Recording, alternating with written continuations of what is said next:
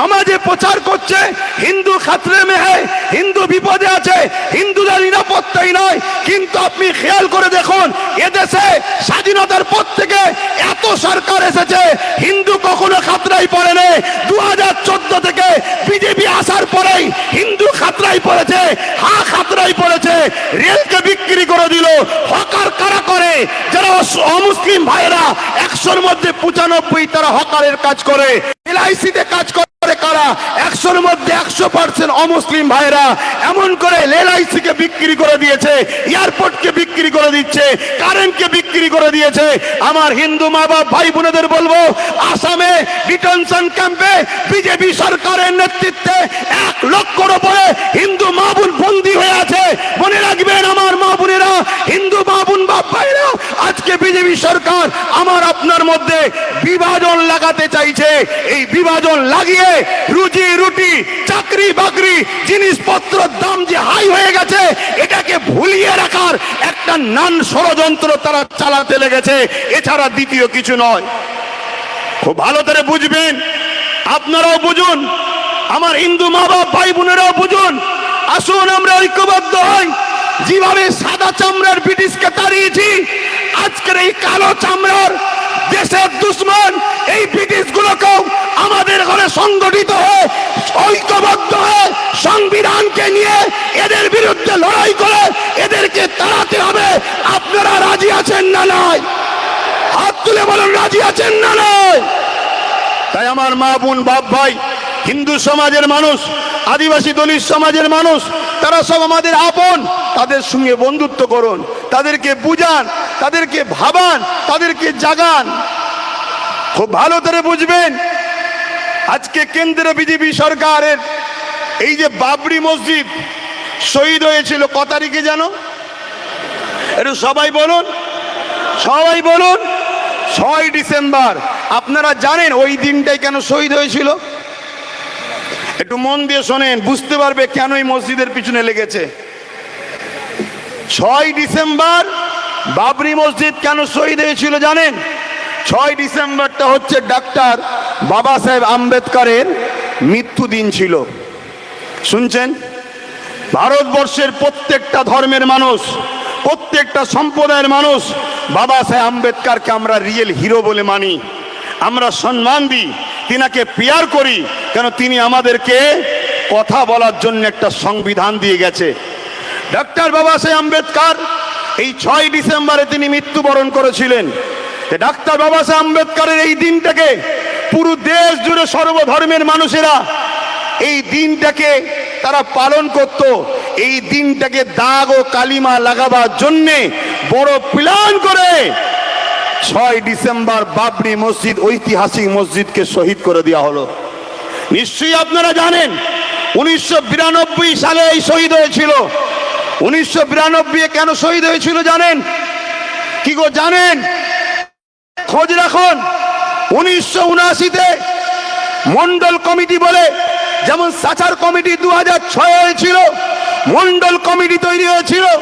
সেই Mondal committee survey বলছে হিন্দু সমাজের পিছিয়ে পড়া একটা বড় জাতি, তারা বড় গরিবের দিকে আছে।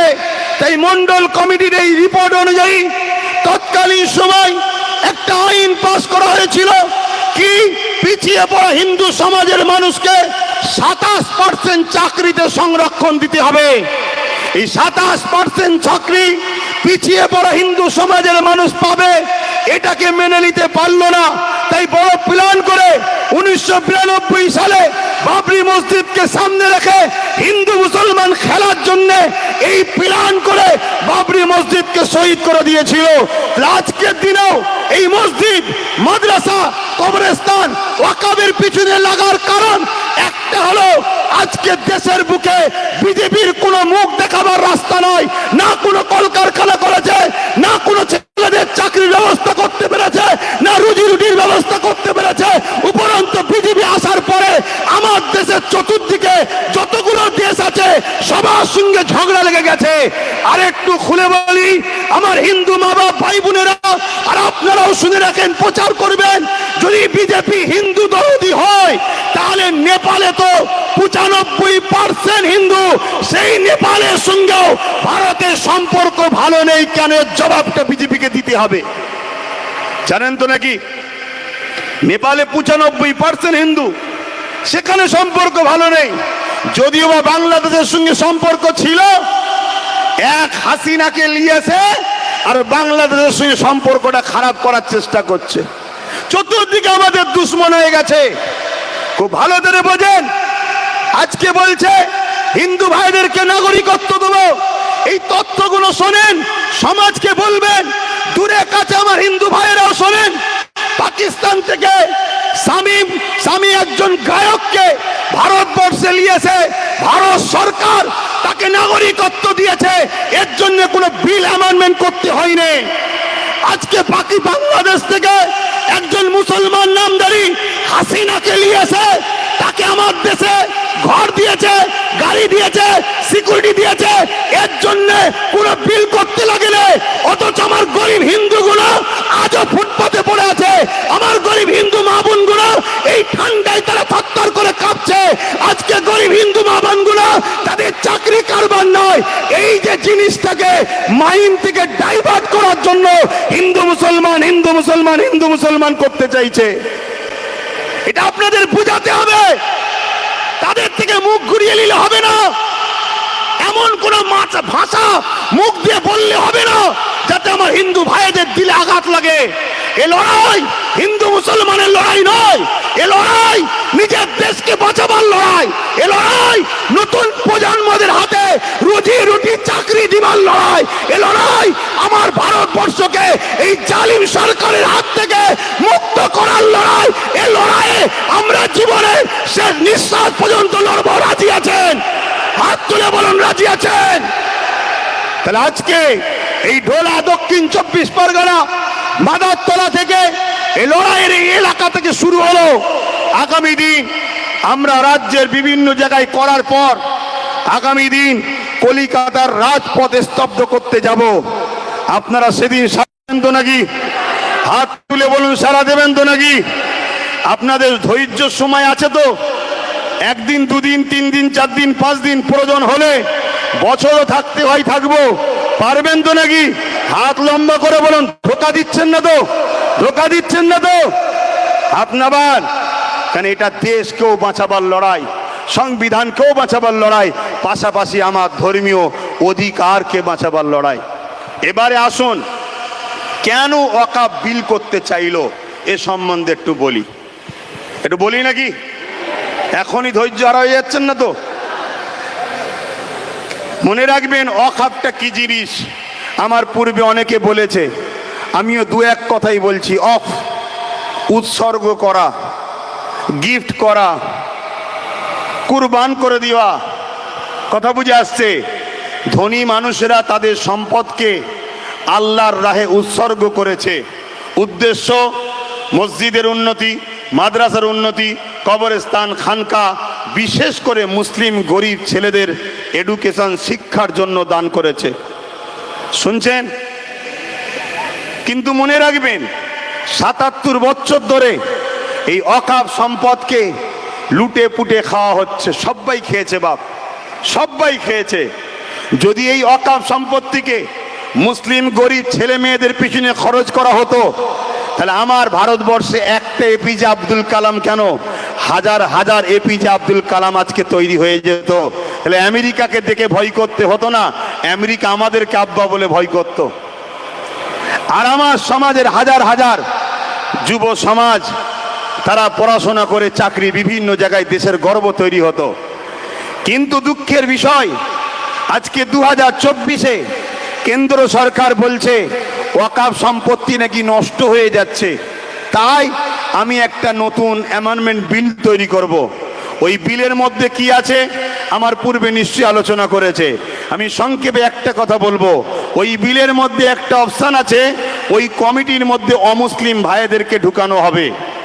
আমি কারো বিদ্বেষ চাইছি না, কিন্তু আমি বলতে চাই মুসলমানদের যেমন ওয়াকফ সম্পদ আছে, আদিবাসীদের জল জঙ্গলের সম্পদ আছে, মুসলমানদের যেমন অকাপ সম্পদ আছে, আদিবাসীদের জল জঙ্গলের সম্পদ আছে। যদি বলুন অন্য সম্প্রদায়ের মন্দির কমিটিতে যদি মুসলমানকে ঢুকানো হয়, এটা হিন্দু ভাইয়েরা কি সুস্থভাবে নেবে, না আমাদের ঢুকার প্রয়োজনও আছে? কেন সে সম্বন্ধে আমরা বুঝি না, এটা আস্থা বিশ্বাসের ব্যাপার। কিন্তু আজকে কেন্দ্র সরকার এই অন্যায়, এই ওয়াকফ বিল, ওয়াকফ নষ্ট হচ্ছে এই নামে অমুসলিম ভাইদেরকে ঢুকিয়ে সংখ্যাগরিষ্ঠ মুসলিমদেরকে করে আস্তে আস্তে পুরো ওয়াকফকে হরণ করার ষড়যন্ত্র করছে। আচ্ছা কেন হরণ করতে চাইছে? এটা তো একটা প্রশ্ন। কেন 2014 থেকে আসার পর কেন্দ্র সরকারও তো ওয়াকফ সম্পত্তিকে অনেক নষ্ট করেছে, রাজ্যও যেমন নষ্ট হয়েছে হচ্ছে, কেন্দ্র সরকারও করেছে। তাহলে বিল করার কি দরকার ছিল? বিল করার কারণটা কি মন দিয়ে শোনেন। বিল যদি না করতে পারে, বাবরি মসজিদকে যেমন গিরাতে গিয়ে শহীদ করতে গিয়ে হাজারো সমস্যার সম্মুখীন হতে হয়েছে, ঠিক তেমনি কেরলের 1400 বছরের মসজিদ চিরামান মসজিদকে শহীদ করতে গেলে বাধা হবে। আপনারা জানেন আমার ভারতবর্ষের গুজরাটে একটা মসজিদ আছে 1300 বছর বয়স, ওই মসজিদ প্রমাণ দিচ্ছে ভারতবর্ষে 1300 বছর ধরে মুসলমান আছে। আপনারা যদি জানেন হাজার হাজার বছরের মসজিদ, হাজার হাজার বছরের মাদ্রাসা, হাজার হাজার বছরের কবরস্থান, হাজার হাজার বছরের ঈদগাহ, এটাই পরিচয় দিচ্ছে ভারতবর্ষে হাজার হাজার বছর ধরে মুসলমান আছে। তাহলে মুসলমানদের ঘরে এনআরসি করে যে তাড়াতে গেলে ওদেরকে বিদেশি প্রমাণ করানো যাবে না। কেন যাবে না? হাজার হাজার বছর ধরে এদেশের মসজিদ গাওয়া দেবে, এদেশের কবরস্থান গাওয়া দেবে, এদেশের খানকা কথা বলবে, এদেশের মাদ্রাসা সাক্ষী দেবে যে ভারতবর্ষে হাজার হাজার বছর ধরে মুসলমান রয়েছে, স্বাধীনতার পরে আসেনি, আগে থেকেই আছে। কথা বুঝে আসছে? তাই এইগুলোকে কবজা করে, এগুলোকে প্রমোটিং করে, এগুলোকে শেষ করে দিবার চেষ্টা করছে। এগুলোকে যখন শেষ করে দিতে পারবে তখন বলবে তোমরা স্বাধীনতার পরে বাংলাদেশ থেকে, পাকিস্তান থেকে, আফগানিস্তান থেকে এসেছো, তোমাদের নাগরিকত্ব দেওয়া যাবে না, তোমরা থাকো বি ভোটার হয়ে থাকো, তোমরা নাগরিক হতে পারবে না। যেমন সৌদি আরবে থাকতে গেলে নাগরিকত্ব পাওয়া যায় না, একটা আকামার মাধ্যমে থাকতে হয়। তুমি কারবার করবে, সৌদির নাগরিক নামে জমি কিনতে হবে, তার নামে কারবার হবে, তুমি একটা পার্সেন্ট তাকে দেবে, যে কোনো দিন তোমাকে সেখান থেকে সরিয়ে দেওয়া হবে। ঠিক তেমনি আমার দেশে তোমাকে আমাকে এই নাগরিকত্ব থেকে হরণ করার জন্য আমাদের ঐতিহ্যের মসজিদ, হাজার বছরের মাদ্রাসা, হাজার বছরের মসজিদ, হাজার বছরের কবরস্থান, হাজার বছরের ঈদগাহকে লুটার একটা ষড়যন্ত্র করছে। এবারে বলুন এই মসজিদ, এই মাদ্রাসা, এই কবরস্থান যদি চলে যায় আমাদের পেহচান চলে যাবে, আমাদের পরিচয় চলে যাবে, আমরা ভারতের নাগরিক প্রমাণ দিতে পারবো না। তাই লড়াই যখন সেদিনই করতে হবে, মরতে যখন সেদিনও হবে। আজকে শপথ নিন, আজকে শপথ নিন, আজকে আমরা এই ঢোলার বুকে দাঁড়িয়ে আবু সিদ্দিকের মতো হকের পক্ষে দাঁড়িয়ে আমরা জীবন কারা দিতে রাজি আছি। দাঁড়িয়ে যাও, কারা জীবন দিতে পারবে দাঁড়িয়ে যাও, কারা জীবন দিতে পারবে দাঁড়িয়ে যাও। দেশের জন্য, সংবিধানের জন্য, গণতন্ত্র বাঁচাবার জন্য, মুসলিম, হিন্দু, দলিত, আদিবাসীর ঐক্য, আবু সিদ্দিকের মতো আমরাও জীবন দিতে পারবো তো নাকি? পারবো তো নাকি? পারবো তো নাকি? এই জায়গায় ধৈর্য হারা হলে হবে না, পিছিয়ে গেলে হবে না, এ সংগ্রাম চলবে। আজকে বিভিন্ন জায়গায় করছি, সবাইকে সজাগ করে আগামী দিন কলিকাতার ব্রিগেড হোক, রাজপথ হোক, পুরে স্তব্ধ করে দিবার জন্য আমাদের এই লড়াই চলবে। আপনারা কলিকাতায়, আমি আব্বাস সিদ্দিকী, আমার ডাকে সারা দিতে কারা রাজি আছেন? দিল থেকে হাত তুলে দেখাবেন, দিল থেকে হাত তুলে দেখাচ্ছেন তো নাকি? কিন্তু আপনারা প্রশ্ন করবেন নাকি ওখানে কে থাকবে? প্রশ্ন করবেন নাকি? এতটুকু বলে যায় ওখানে হকবাদী আলেম উলামারা থাকবে, বাইজিদ আমিন সাহেব ইনশাআল্লাহ থাকবে, আমি থাকবো। এতটুকু বলে যাচ্ছি, কোন রাজনীতির দলের নেতারা থাকবে না। আপনারা যাবেন, যাবেন, যাবেন। আজকে বড় দুঃখ লাগে, আজকে ওয়াকফ নিয়ে চিল্লানো হচ্ছে অনেক জায়গায়, চিল্লান। মাদ্রাসা নিয়ে শোনাবেন না? কি গো, দু কথা মাদ্রাসার জন্য বলবো না থাকবে? হাত তুলে বলুন, বলবো না থাকবে? একটু যেতে যেতে শুনে যান। কেন্দ্র সরকার মাদ্রাসাকে, মসজিদকে, কবরস্থানকে পুরো দখল করে নিতে চাইছে। এটা অন্যায়, এর বিরুদ্ধে যেমন লড়তে হবে দায়িত্ব, ঠিক তেমনই রাজ্য সরকার বড় প্ল্যান করে মাদ্রাসাকে শেষ করে দিচ্ছে। তার একটা ছোট্ট নমুনা হলো আপনাদের এই মাদ্রাসা। এই মাদ্রাসার নাম মাদারপাড়া সিনিয়র নুরানি সিদ্দিকিয়া মাদ্রাসা। এই মাদ্রাসায় বর্তমান মাত্র 3 জন শিক্ষক আছে, মাত্র 3 জন শিক্ষক আছে, একজন শিক্ষাকর্মী। আজকে বলুন, 8ম শ্রেণী পর্যন্ত চলছে এই মাদ্রাসায়, মাত্র 3 জন শিক্ষক। এটা কি মাদ্রাসাকে ধ্বংস করার প্ল্যান না প্ল্যান নয়? তাহলে কেন্দ্র সরকার যেমন মাদ্রাসা দুশ্মন, রাজ্য সরকারও মাদ্রাসার ক্ষতি করছে না করে নে? আওয়াজ দিয়ে বলুন, করছে না করে নে? আর এটাও আওয়াজ দিতে দিতে আপনারা আগাবেন, এটাও আওয়াজ দিতে দিতে আস্তে আস্তে এগিয়ে যাবেন। যাবার আগে যেতে যেতে শুনে যান, কেন নামাজের সময় হয়ে গেছে, উজু করতে হবে। একটা কথা মাথায় রাখেন, যেমন আমাদের মার্কশিটে অঙ্ক কতই পেয়েছে, ভূগোল কত পেয়েছে, ইংলিশ কত পেয়েছে, একটা একটা অপশন থাকে, ঠিক মাদ্রাসা বোর্ডে কোরআনে কত নম্বর পেয়েছে একটা অপশন থাকে। এবছর থেকে রাজ্য সরকার ওই কোরআনের অপশনটাকে তুলে দিয়েছে। তাহলে বলুন, বিজেপির বিরুদ্ধে লড়াই করার জন্য রাজ্য সরকারের কি সাথ দিবার প্রয়োজন আছে? জোরে বলুন, প্রয়োজন আছে? হাত তুলে বলুন, প্রয়োজন আছে? হাত তুলে বলুন, প্রয়োজন আছে? আরে ইমানদাররা বলুন, প্রয়োজন আছে? জিততে গেলে সংখ্যা লাগে না, ইমান লাগে। হ্যাঁ, রাজ্য সরকার যদি সে তার ওয়াদাকে পূরণ করে, যে বলেছিল অকাব উদ্ধার করে দেবো, পরে ভাবা যাবে। কিন্তু আজকে সেও অন্যায় করছে না, করেনি। কিন্তু দুঃখের বিষয়, বড় বড় মিটিং হচ্ছে আজকে, ঘুরিয়ে ফিরিয়ে যেন মনে হচ্ছে বিজেপির বিরুদ্ধে নিয়ে বলে মুসলিম সমাজকে রাজ্য সরকারের কোলে তুলবে। এরকমও মুনাফিকরা ষড়যন্ত্র চালাচ্ছে। এই খপ্পরে পা দেবেন না, কেন এটা হলো আমাদের জন্য শেষ ফাইসাল্লা।